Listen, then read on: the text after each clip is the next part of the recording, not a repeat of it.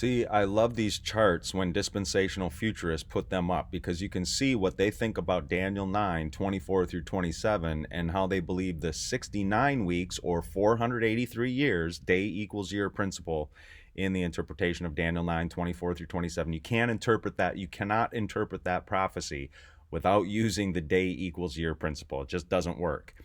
But you can see that they believe that the first 69 weeks of 7 days in a week equals 483 days. Day equals year, 483 literal years. But notice right below this, they say 69 times 7 equals 483. Day equals years, so years. Times 360 days per year equals 173,880 days. They get this from either A.T. Robertson or Herbert Honer. But that's not what the Jews did. That you cannot count these as 360-day years. You can't do that. Here's my paper here on the 7-year tribulation fallacies. Dispensational futurists will then attempt to argue that the Jews used a 360-day calendar year, which would give us only about 476 literal years for the 69-week prophecy. It's because they begin at the wrong date and decree of Artaxerxes, Nehemiah chapter 2, rather than going to Ezra chapter 7 to find the proper start date of the 70 weeks prophecy or 490 years prophecy. And they know their math doesn't add up. So that's why they have to assert that the Jews only used the 360-day calendrical year. They did not. They did for practical purposes. They did use a 360-day year, but for their actual calculations, they used a 365.24 and some change days. I just say 365.25. The solar yearly calendar. Nearly all the peoples of the ancient Near East used a practical yearly calendar of 360 days because they used a 12-month / 30-day each lunar monthly calendar. However, they all had differing ways of reconciling this with the actual 365.24 and some change day solar year. All of them. The Jews, for example, would add an entire month of 30 days to their 12-month lunar calendrical year every sixth year. Every sixth year, the Jews would add an entire month. So instead of 12 months of 30 days, they had every sixth year, they had 13 months of 30 days to make up for the discrepancy between the lunar monthly calendar and the solar calendrical year. This is similar to our way of adding an entire day to our calendar every fourth year to make up for the loss of the 0.25 days for the preceding 3 years, plus the fourth year in which the addition of the day rests, because the solar year is not actually 365 days, but 365.25 days. We call it a leap year. So the Jews had a leap year too. It was every sixth year, but it was a whole month they would insert there.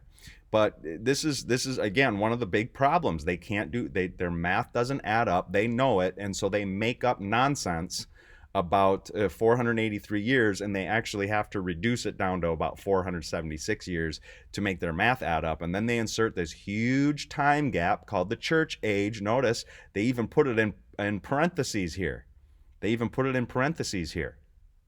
And then they say after the pre-trib rapture, then this 70th week will begin to play out. Absolutely sheer nonsense. Daniel 9:24 through 27 is a prophecy about the Messiah. It has nothing to do with the Antichrist. Nothing, zero, zip, nada, zilch to do with the Antichrist. It is a Messianic prophecy par excellence. So when did it begin?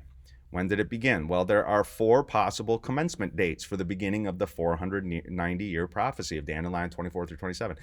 The first decree of Cyrus, given in 538/537. It depends on when Daniel is starting the new year, either in the fall, because he was in Babylon, he was an exilic prophet in Babylonian exile, or the spring. So the Jews started their new year in the spring. The Babylonians started their new year in the fall. So we don't know what Daniel's working from here. So that's why I put a backslash. And you'll see a lot of historians will do that too when dealing especially with the ancient text of Daniel and some other writers of exilic and post-exilic writers. They might put a backslash. But that only had to do with the temple. the temple, the house of God, not the entire city of Jerusalem. So that is discounted. And then the decree of Darius was simply a reiteration of the one of Cyrus. It's the first decree of Artaxerxes, about 458/457 BC, where you begin the 490 years. And then, of course, many dispensational futurists begin with Nehemiah chapter 2, 445/444 BC. I should have this the other way around. It should be 445/444 BC. But this is the one they begin. And this is why their math doesn't add up. So the first royal decree of Artaxerxes in Ezra 7 allowed Ezra to appoint magistrates and judges. I mean, just notice this gave Israel, the returning Jews from the Babylonian exile, a certain amount of political and religious autonomy that they had not had since the overthrow of Judah by Nebuchadnezzar in the Neo-Babylonian Empire.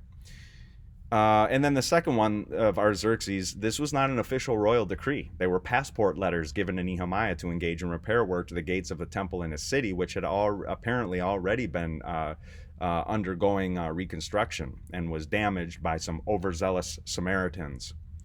The Samaritans hated the Jews, and the Jews hated the Samaritans. It was a back and forth. So when Jesus later comes along, hundreds of years later, at his first advent and gives the parable of the Good Samaritan, that was a scandalous parable to them. It was a judgmental parable. Definitely Jesus is doing some judgment.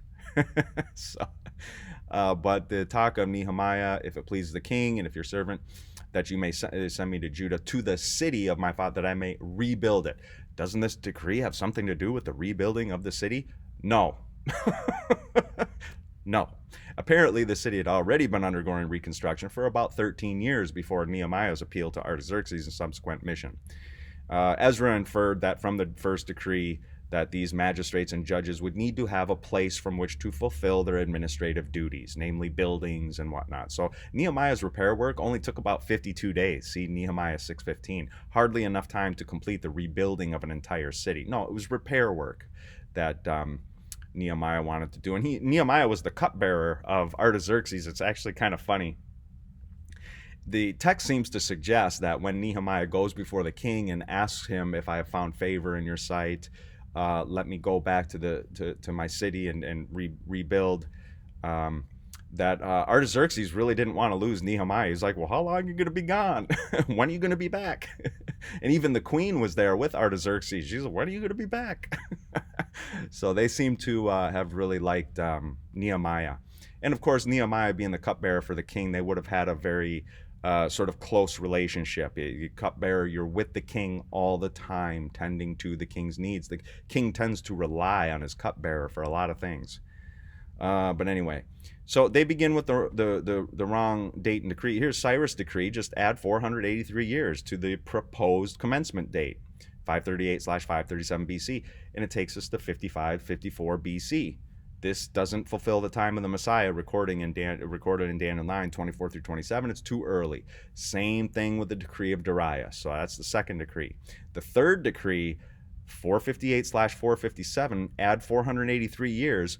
483 literal solar years, not 476 and saying 173,880 days because they only used a 30-day calendar. Nonsense. It's wrong. It's simply wrong. The Jews always reconciled their lunar calendrical monthly year to the proper solar year. That brings us up to 26/27 AD, the perfect time for the baptism of Jesus by John the Baptist, the starting point of the fulfillment of the 70th week. So Jesus fulfills the first 3 to 3.5 years of that 70th week before his crucifixion, death, burial, resurrection, and ascension. And then the subsequent 3 to 3.5 years, the rest of the 70th week, was fulfilled by the apostles primarily preaching to the Jews specifically, since Daniel 9, 24 through 27 has specifically to do with the Jews. 70 weeks are decreed for your people, Daniel, for your people, that is, the Jews. So, the second decree of Artaxerxes, Nehemiah chapter 2, which again wasn't an official royal decree, but passport letters given to Nehemiah, Just do the math. 445 slash 444 BC, add 483 years, you come to 38 or 39 AD. Way too late for the triumphal entry of Christ into Jerusalem and the subsequent crucifixion of him. You see why they have to try to reconcile that? Because their math doesn't add up.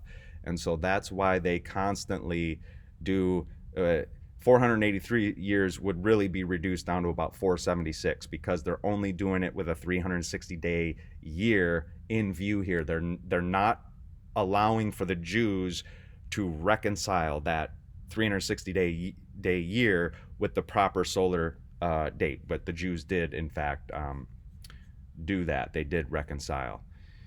So this is the only one that adds up, is the decree of Artaxerxes from Ezra chapter 7. That's important to know. So again, I love it when dispensational futurists give us these charts, because then we can actually examine them and say, nope, this is, you're messing around with this prophecy, and it's not going to work. So let me know what you think in the comments down below. We'll talk to you soon, Lord willing. Soli Deo Gloria.